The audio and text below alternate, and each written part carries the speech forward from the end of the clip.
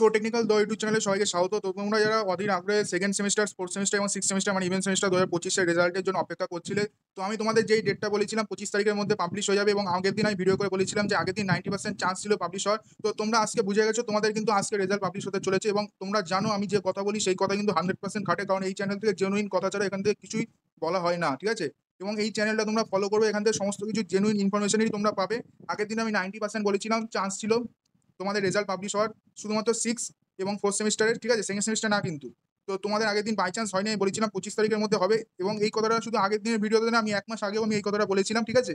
সমস্ত ভিডিওতে আমি 25 তারিখের অবধি আমি অপেক্ষা করতে বলেছিলাম তোমাদের সবাইকে।